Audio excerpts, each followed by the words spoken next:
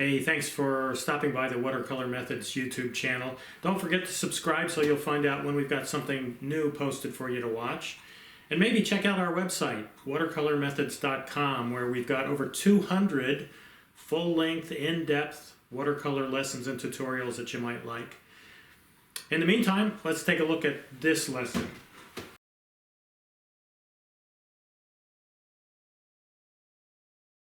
In this lesson, we're going to be working in a very, very loose way, trying to get more of an abstract quality about this painting. We're going to be trying to get an impression of these flowers rather than a realistic, or very realistic rendering of those flowers. We're going to be working with very wet paper to begin, and patches of color that we're going to lay in with actually flat brushes in this case to start to build up that more abstract sense of this group of flowers. And we're going to finish up actually by really working on the edges to start to reveal, and I should say re-reveal, the actual shapes of these flowers, again in a fairly abstract way and with contrasting color to really build up a nice, what should end up being an impressionistic looking rather than abstract, but an impressionistic painting of these flowers. Now, as I mentioned, we'll be using these flat brushes to get these patches of color that we're going to drop in to represent not only the color of those flowers, but to some degree the shape and the structures that are on the inside of those flowers as well. The first thing we're going to do is actually wet this paper. And what we want to do that, the reason we want to do that is so that we have this nice wet surface that we can start dropping these colors in. In this case, I'm going to put a couple of swatches of that with my brush right in there. I'm going to clean my brush out, and I've dropped that right back into that background. You know, a couple strokes of that. Get that in over here where maybe there's not quite as much light. A couple strokes of that. I'm just going to put a stroke of that right up there in that wet area up in the corner. Nice bright blue. It'll mix and mingle with the violet. I don't have to work really carefully here because these colors I know are mixing and mingling all around, all over the paper. Let's put some of that down there where that stem is. Maybe over here where this stem is. Kind of brighter, not quite as bright, red color. I'm going to drop a couple strokes on that leaf. I know there's some there and there's some here. I said leaf, I meant petal.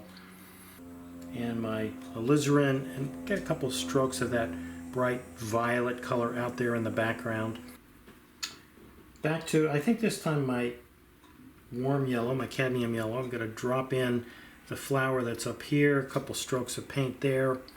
While I've got it on the brush, I know I've been alternating more quickly than this. I'm going to go in and get some of that color on this iris, maybe with a little bit of violet in it this time. Could put a couple strokes of paint up there in the background, maybe even over here a little bit.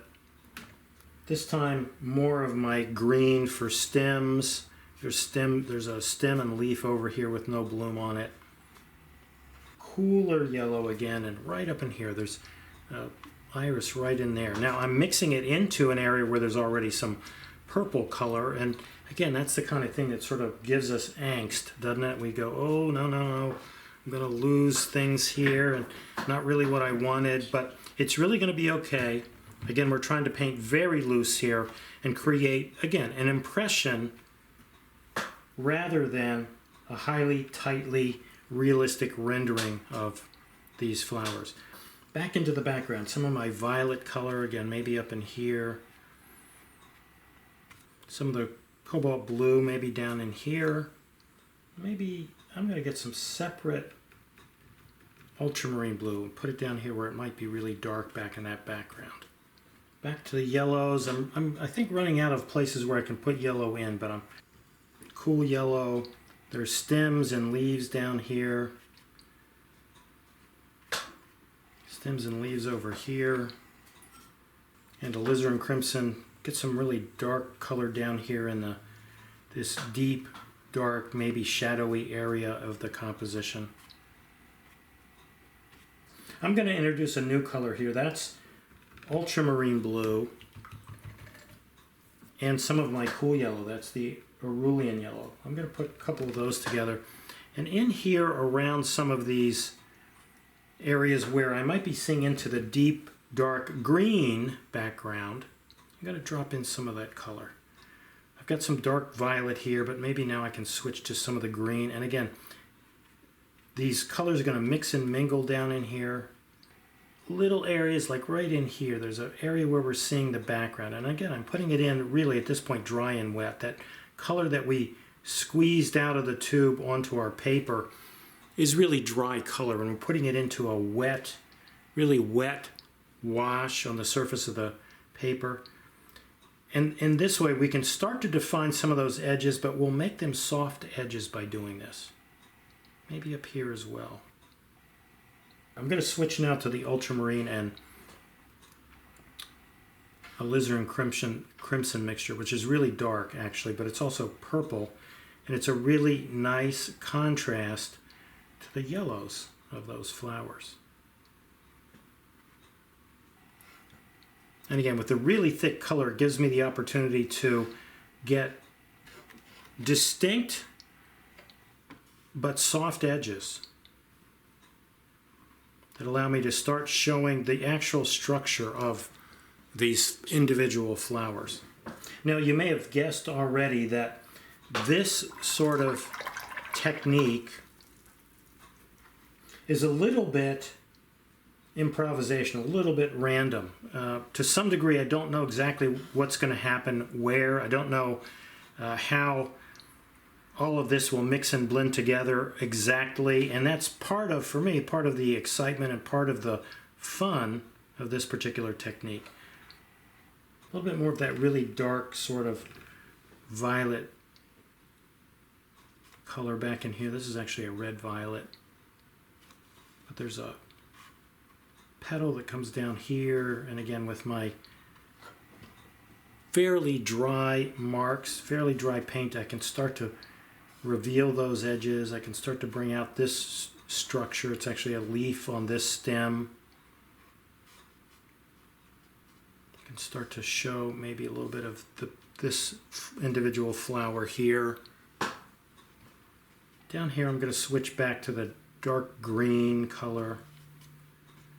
And again, bring out that stem that comes up through here.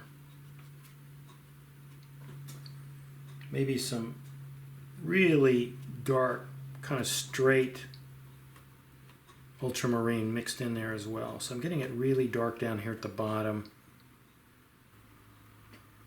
Again, I've got straight ultramarine blue on here now. I'm just trying to pick out the stems and the flowers, the petals. There's actually a leaf here. I'm painting, you may have heard this term before, but I'm essentially painting negatively. Painting those negative spaces between the flowers and the stems in an effort to show them, to bring them out and show them to the viewer. The addition of these dark colors really helps. The yellows, especially that we've put on, are very bright, very light. And these darker colors really help us see that, really help them stand out from the background so that we can really see them well. Up here I'm really working with the violet color. It's more kind of a red violet now. I'd like it to be a little bit more like purple violet. And I'm starting to bring out the edges. I can still see my pencil line, so I'm starting to bring out the edges of the iris up here a little bit more.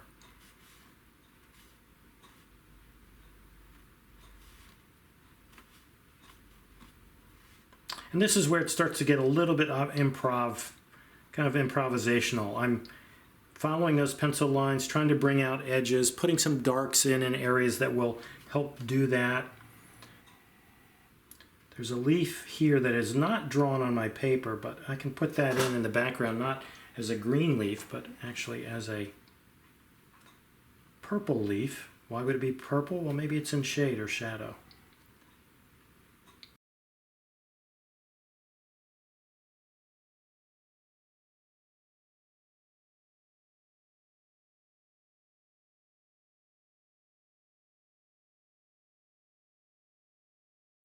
Back to the ultramarine and the cool yellow to get, again, some dark greens down in here.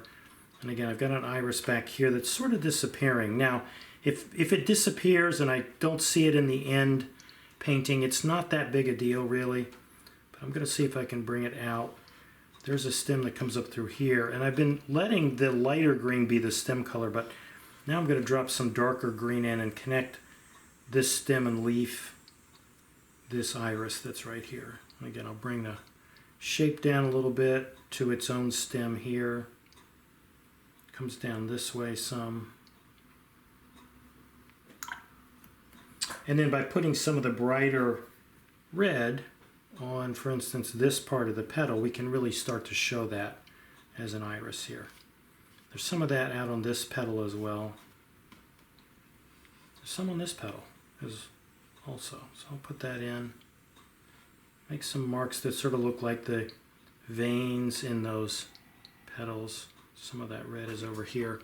With my warmer yellow and a little bit of ultramarine blue, I'm trying to cool this a little bit and build a little bit of three-dimensional look in here. So a petal that comes up here and overlaps one on the outside, I can put that in.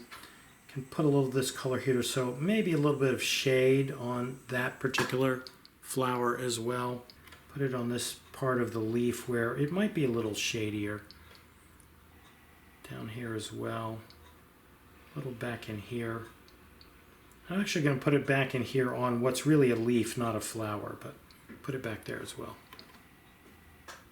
And I can get this to look like there's an inside to that flower that we're seeing, and actually over here it's a little bit shadier as well. And even over here I've got some marks and a vein that comes down the middle. I'm going to go back to my cobalt blue and a Rulian mixture.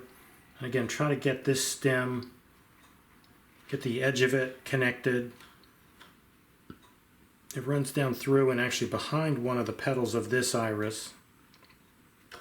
I do like the negative painting down here, so in this case I'm going to take that color and again try to bring out the edge of that stem. Keep that color rather than making it green down there, leave it that lighter yellowish green color that's on it in the lower parts.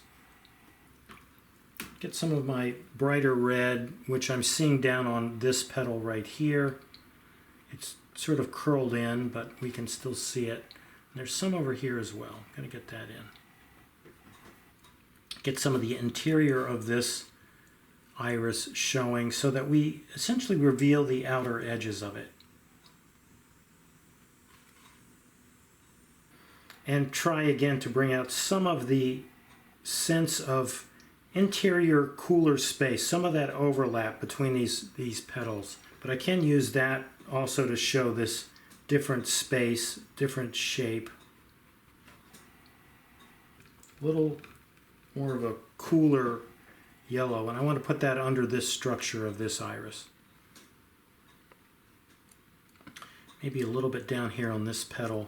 I'm seeing a little bit of a light change on it in the photo. Now I don't really want to make this obviously photorealistic or copy it exactly, but I do want to get that little bit of sense of light and change of light so that we see the form of the flower, especially this main one right up here.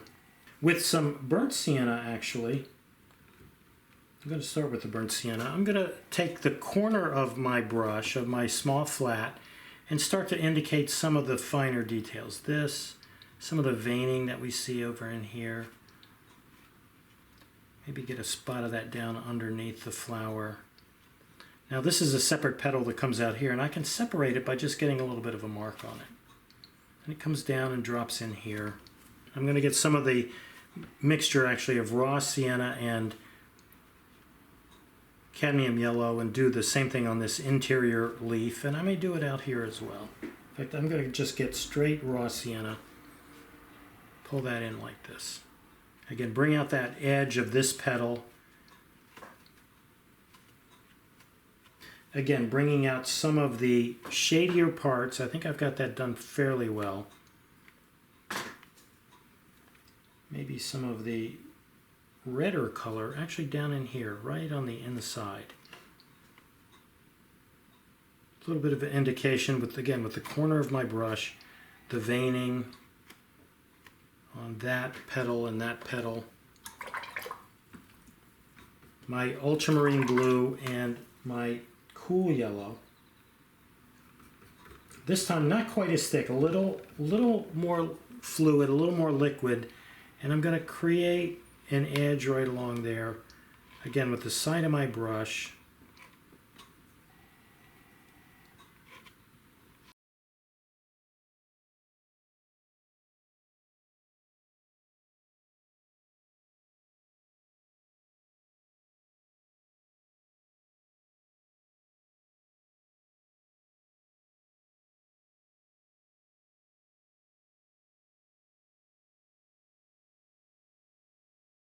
And then this looks like there's a stem coming out right through here, so I need some really dark color. In this case, I'm going to use ultramarine and alizarin together.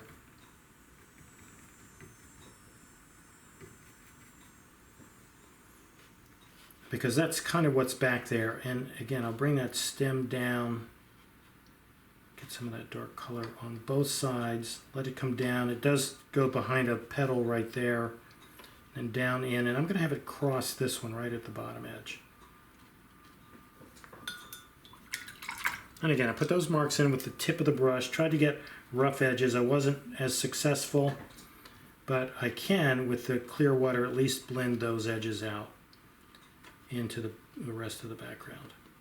Those harder edges where they should blend out into the background, I can do that.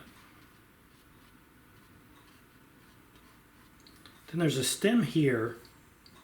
There's a petal. Go around the petal and then up along that stem. And there's actually a leaf up in here. And I can bring that leaf out again with some of this darker color. I can make sure that we really see that leaf, as well as a little bit more of the form and shape of that iris over there to the left.